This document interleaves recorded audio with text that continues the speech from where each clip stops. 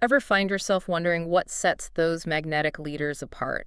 Hmm. Today, we're diving deep into the fascinating world of leadership styles, Yeah, separating myth from reality, right. and unpacking decades of research to uncover what truly makes someone effective at the helm. We're talking about the evolution of leadership theories. Okay. From those early, almost amusing attempts to pinpoint the ideal leader Yeah. based on appearances Yeah. to the much more nuanced models we have today. I've peeked at some of these early theories, Mm. and I have to say, Yeah. they sound a bit like a casting call for a movie. You're not far off. Really?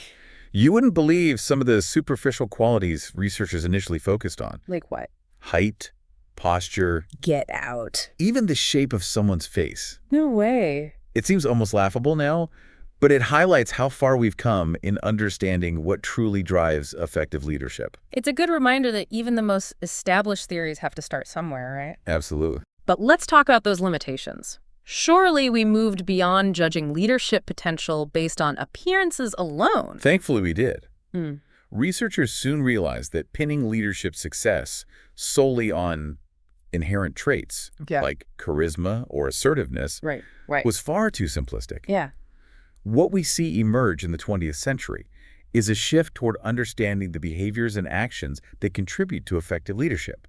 So instead of trying to spot a leader based on a checklist of traits, we started looking at what they actually did. Exactly. Okay. And this is where we see the rise of ideas like training leaders, Okay. equipping them with the skills and knowledge Yeah. to navigate the complexities of guiding teams and organizations. Right. This era brought about groundbreaking concepts like McGregor's Theory X and Theory Y. Okay, Theory X and Theory Y. Yeah, Those ring a bell, right. but refresh my memory. Sure. What were those all about? Imagine two fundamentally different views on what motivates people in the workplace. Oh. Theory X, which gained traction in the mid-20th century, Okay. paints a rather, shall we say, cynical view of employees. Cynical how? Hmm. Paint me a picture. Theory X operates on the assumption that most people inherently dislike work, Okay. avoid responsibility, Oh, wow. and are primarily motivated by external rewards, Okay. like a paycheck or the fear of punishment. Right. It's a bit like the old carrot and stick approach. Ah, I see. Yeah. So a leader operating under Theory X Right. might be inclined towards a more, let's say, hands-on approach. Exactly. Okay. Think more directive and controlling, Right. emphasizing strict supervision, Okay. clearly defined tasks, Yeah. and rewards or punishments to manage performance. Right. Now, contrast that with Theory Y, Okay. which emerged as a more humanistic approach. This is where things get interesting, right? Yeah. Give me the Theory Y perspective. Theory Y flips the script. Okay. It posits that people are inherently motivated to learn, seek responsibility, Oh, interesting. and find fulfillment in their work when given the right environment. Right. It challenges the notion that work is inherently unpleasant Right. and instead sees it as an opportunity for growth and satisfaction. Okay, that's a pretty significant shift in thinking, Right. especially back then. Yeah. So how would a leader approach things differently if they subscribed to Theory Y? Instead of relying on control and external motivators, a Theory Y leader focuses on fostering a more collaborative and empowering environment. Okay. They trust their team, Right. delegate responsibility, Yeah. encourage participation in decision-making, Okay. and strive to create a workplace where individuals feel valued and can reach their full potential. It makes sense that this shift in thinking would lead to completely different leadership styles. It did, yeah. So instead of just assuming someone was born a leader, Right. this is where we start seeing those more concrete behaviors and actions come into play. Precisely. And as researchers delved deeper into those behaviors, Right. they started noticing some fascinating patterns. Okay. This is where those pivotal studies from Ohio State and the University of Iowa come into the picture, Okay. really shaping our understanding of leadership in the latter half of the 20th century. This is where we get into task-oriented versus relationship-oriented leadership, right? Yes. The two terms I feel like we hear all the time, Right. but maybe don't always fully grasp. You've hit the nail on the head. These studies were groundbreaking because they identified these two fundamental dimensions of leadership behavior. Okay. Some leaders, they discovered, were laser-focused on tasks, Okay. establishing clear goals, setting deadlines, and ensuring things got done efficiently. Makes sense. And I'm guessing the other end of the spectrum, those relationship-oriented leaders are all about, well, relationships. Precisely. Okay. They prioritize, Building strong connections with their team, Right. fostering open communication, providing support, and creating a positive and collaborative work environment. Right. Think of it as the difference between a coach who's all about winning at all costs versus one who prioritizes the development and well-being of each player, even while striving for victory. And most likely, most leaders fall somewhere along the spectrum between those two extremes. Right? Exactly. Yeah. It's rare to find someone purely task-focused or Wow. entirely relationship-oriented. Right. But what these studies highlighted so brilliantly is that neither approach is inherently better. Okay. It's all about finding the right balance for the situation at hand. So it's not about identifying the one ideal leadership style, Right. but recognizing that different approaches have their strengths and weaknesses depending on the context. Exactly. That feels like a pretty significant realization, right? Absolutely. And it really set the stage for the emergence of what we call contingency theories of leadership. Okay. The idea that effective leadership isn't just about who you are, but how well your style aligns with the specific demands of the situation. You've got me really intrigued by this idea of contingency theories. Wow. It makes intuitive sense that different situations call for different leadership approaches. Right. But how do we actually put that into practice? Mm. How can a leader know which style to lean into when the pressure's on? That's where these contingency theories provide some really valuable frameworks. Okay. One of the most well-known is Fiedler's contingency model, Okay. which really broke down the situational factors that influence whether a task-oriented or relationship-oriented approach would be more effective. Okay, so let's break down Fiedler's model. Sure. What are the key factors that a leader needs to consider when assessing a situation? Fiedler identified three primary factors Okay. that essentially determine how much control a leader has in any given situation. Right. These factors act almost like dials that can be turned up or down, Okay. influencing the overall leadership landscape. That's a great way to visualize it. Dials that impact control. Yeah. Tell me more about these control dials. The first dial is all about relationships. Oh. Leader-member relations. Okay. This is about the level of trust and rapport a leader has with their team. Okay. A leader who's got their team's back, and vice versa, Right. is operating from a position of strength, Okay. while one who's dealing with conflict or mistrust Yeah. is going to face more challenges. So a leader walking into a team that already knows, respects, and trusts them is going to have a smoother ride than someone inheriting a team that's maybe a bit disillusioned or divided. Precisely. Okay. High trust equals high control in this scenario. Got it. The second dial is all about clarity, Mhm. task structure. Okay. This one focuses on how clearly defined the work is. Okay. Are the goals well-defined? Right. And the steps to achieve them laid out clearly? Yeah. Or is it a more ambiguous, free-flowing project Okay. where the path forward isn't as obvious? I can see how a highly structured task would give a leader more control, Yes. while a loosely defined project might require a more flexible, adaptable approach. Exactly. Okay. And then the final dial is all about authority, position power. Okay. This one boils down to the amount of formal authority a leader holds. Okay. Can they hire and fire, Right. make unilateral decisions, Yeah. hand out rewards and consequences, Yeah. or is their influence more limited, Right. requiring them to rely on persuasion and collaboration to get things done?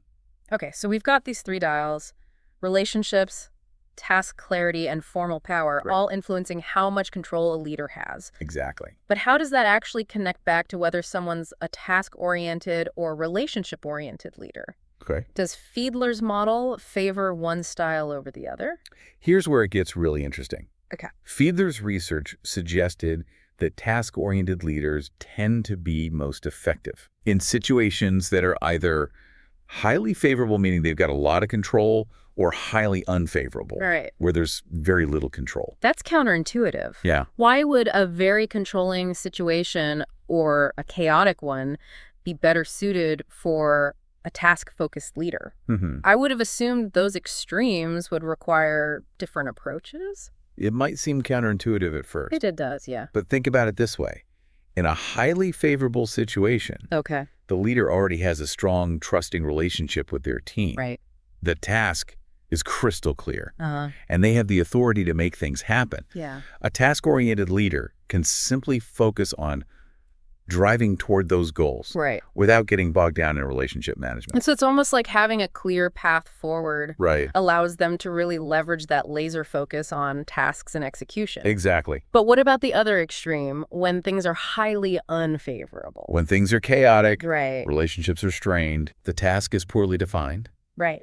and the leader has little formal power. Sometimes a highly directive, task-focused approach is the only way to get any traction. Wow. It's about providing much-needed structure and direction when everything else feels uncertain.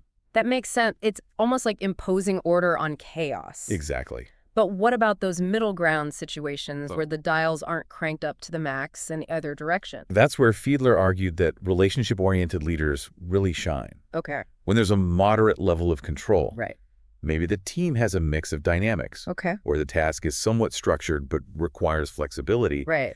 That's when building consensus, fostering collaboration, and maintaining morale become even more critical. Because those relationship-focused leaders are able to navigate the ambiguity and potential for conflict. Exactly. Ensuring everyone feels heard and stays motivated even when the path forward isn't perfectly clear. Exactly. Yeah. So Fiedler's model really shifted the focus from what traits make a good leader Right. to what leadership style best fits this particular situation. Right. It was a game changer Yeah. because it acknowledged that different approaches could be effective depending on the context. And that realization opened the door for other contingency theories to emerge, right? It did, yeah. Like the path goal theory, Exactly. which takes this idea of adaptability a step further. You got it.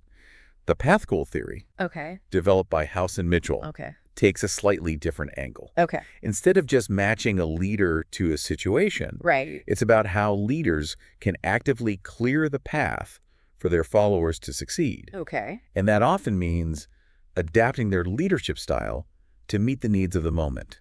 So it's less about a leader style being inherently right or wrong, Right.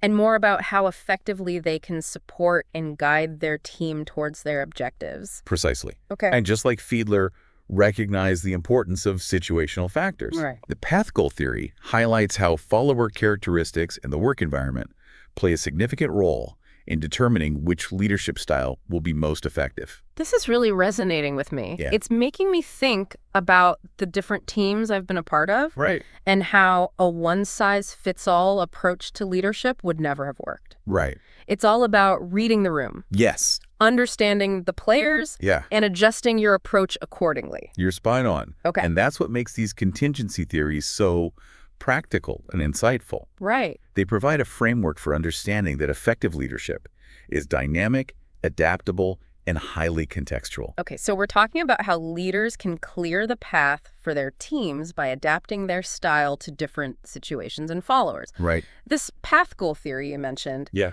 does it actually offer any specific guidance It does. on what those different leadership styles might look like in action? It does. The path goal theory outlines 4 distinct leadership styles that a leader can draw upon, Okay. depending on what the situation demands. Okay. It's almost like having different tools in your leadership toolbox, Right. each one suited for a particular job. I love that analogy, a leadership toolbox. Yeah. Okay, walk me through these different leadership styles. Okay. What's the first tool we're pulling out? The first style is what we call directive leadership. Okay. This is exactly what it sounds like. Okay. The leader provides clear, specific instructions, Okay. sets clear expectations, Right. and closely supervises the work. Right. It's especially effective when the task is complex, Okay. the team is new, Right. or there's a need for strong direction to ensure everyone's on the same page. So it's the classic take charge approach, Yeah. but not in a domineering way, Right. more about providing structure and guidance when it's needed most. That's a great way to put it. Okay. Now, the second style is supportive leadership, Okay. as the name suggests. Mhm. Right. This approach is all about creating a positive and encouraging work environment. Right. The leader is approachable, Okay. shows concern for their team's well-being, Right. and focuses on building strong relationships. This feels like a style that would be incredibly valuable in high-stress situations. Absolutely. Or when a team is feeling demotivated or facing a setback. Yes. That supportive presence can make all the difference, right? Absolutely. Yeah. Sometimes just knowing that your leader understands what you're going through and has your back can boost morale and reignite that sense of purpose. Right. Now, the third style in the Path Goal Toolbox is participative leadership. This sounds like my kind of leader, one who values collaboration and brings everyone to the table. Yeah. Tell me more. This style is all about shared decision-making and empowering the team. Okay. The leader actively seeks input from their team members, Right. encourages open dialogue, Okay. and values diverse perspectives. I can see this being incredibly effective for projects that require a lot of creativity and problem solving, Yes. where tapping into the collective wisdom of the team is essential. Precisely. Right. And finally, we have the fourth style, Okay. which is achievement-oriented leadership. Okay, this one sounds exciting. Paint me a picture of an achievement-oriented leader. Imagine a leader who sets high standards, Okay. pushes their team to excel, Right. and expresses unwavering confidence in their ability to achieve ambitious goals. Right. They inspire their team to reach their full potential and create a culture of high performance. This feels like the right style for a team that's already high-performing and ready to hit it out of the park. Right. It's about harnessing that collective energy and ambition. You've got it. Okay. And the beauty of the path goal theory is that it recognizes that there's no single best style. Right. It's all about understanding your team, Yeah. reading the situation, Right. and then choosing the leadership approach Right. that will best pave the way for success. It makes me think about how, even within the same team, a leader might need to adjust their style depending on the phase of a project or the challenges that arise. Yeah. It's about being adaptable and responsive to the ever-changing dynamics of the workplace. That's exactly right. Yeah. And this emphasis on adaptability leads us to another really influential model, the Hersey-Blanchard situational leadership model. Okay. This one really zeroes in on how a leader can tailor their approach to the specific developmental level of their follower. Okay. This is fascinating. Yeah. So it's not just about the task or the situation, Right. but also about recognizing where each individual team member is at in their own journey. Absolutely. Wow. Hersey and Blanchard argue that a leader shouldn't use the same approach with everyone. Okay. Instead, they propose 4 leadership styles: Oh. telling, selling, participating, and delegating, Right. each best suited for followers at different levels of competence and commitment. I'm picturing the spectrum of follower development, with the leader adjusting their style accordingly. Right. Tell me more about how it works. Let's imagine a new team member, Okay. someone who's just starting out and still learning the ropes. Okay. They might need a lot of direction and structure at first. Right. That's where the telling style comes in. Makes sense. Yeah. You wouldn't throw someone in the deep end without first teaching them how to swim. Right. You need to provide those clear instructions and expectations early on. Precisely. Okay. But as that team member gains experience and confidence, Yeah. the leader can start to transition into a more selling style. Okay. Here, it's less about dictating and more about explaining the why behind the what. So building buy-in and fostering that sense of ownership over the work. Exactly. Okay. The leader is still providing guidance, Right. but they're also focusing on motivating and persuading the follower, bringing them along on the journey. Right. As the follower continues to develop their skills and commitment, the leader can then shift into a more participating style. This is where the follower has become quite competent, Right. but might still benefit from some collaboration and support from the leader, Yes. especially when it comes to more complex decisions. You got it. Okay. The focus here is on shared decision-making and problem-solving. Right. The leader empowers the follower to take more ownership, Right. but remains a supportive presence, offering guidance and feedback along the way. Right. And finally, we reach the delegating style. Okay. This is where a leader can confidently hand off tasks, knowing they'll be completed effectively and efficiently. Precisely. Right. So the follower has reached a high level of competence and commitment, They have.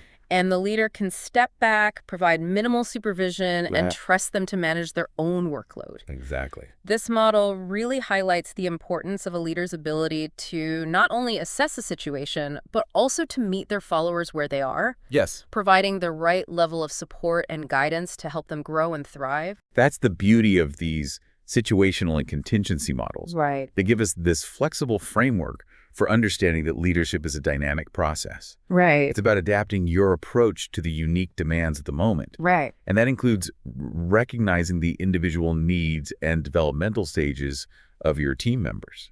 It's such a valuable reminder that effective leadership is not about rigidly adhering to one style, Right. but rather about cultivating a repertoire of approaches and knowing when to leverage each one for maximum impact. Couldn't have said it better myself. Well, there you have it. Yeah. A deep dive into the fascinating evolution of leadership theories. Yes. We explored those early attempts to define the ideal leader. Right.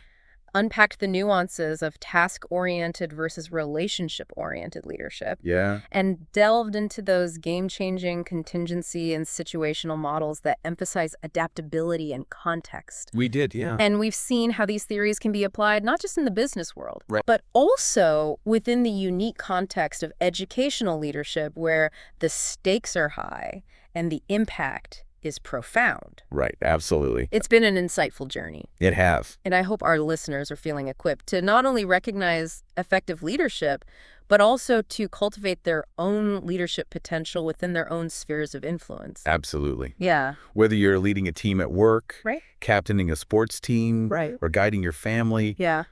the principles we've discussed today hold true. Right. It's about understanding yourself, Yeah. reading the situation, Right. and adapting your approach to bring out the best in yourself and those around you.